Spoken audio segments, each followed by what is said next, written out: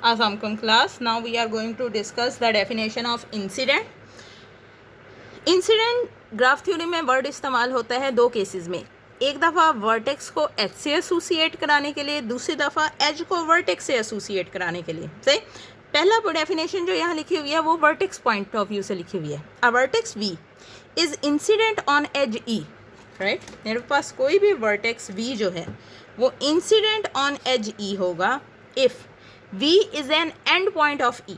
See, for example, here V1 और E1 आपस में इंसिडेंट होंगे इसलिए कि V1 जो है वो E का एंड पॉइंट है.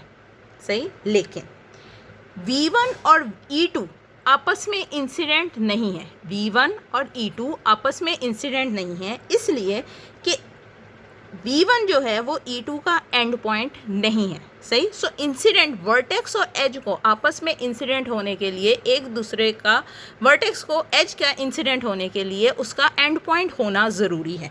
अगर वो उसका एंड पॉइंट नहीं है, जैसे कि V3 E1 का एंड पॉइंट नहीं है, तो वो उससे इंसिडेंट नहीं होगा. इस वक्त E1 से जो वर्टेक्स इंसिडेंट हैं वो हैं V1 और V2. सही. V3 जो है वो उससे इंसिडेंट नहीं है. राइट.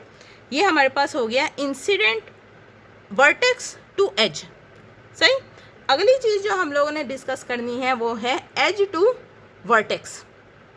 सही. Incident on vertex, edge to vertex. अब edge is set to be incident on each of in end points. Simply वही बात है, घुमा के कह रहे हैं, अगर वी ई का एंड पॉइंट होगा तो वो वर्टेक्स जो है वो ई पर इंसिडेंट होगा, और अगर ई का एंड पॉइंट वी होगा तो वो ई जो है वो इंसिडेंट कहलाएगा वर्टेक्स पे. सही. सो सिंपल केस, ई के लिए इंसिडेंट कौन है? V1 V2. V1 के लिए इंसिडेंट कौन है? जो सा एज उससे कनेक्टेड है. सही. सो जौन सी चीज़ें आपस में डायरेक्टली कनेक्टेड हैं वो हमारे पास इंसिडेंट कहलाएंगी.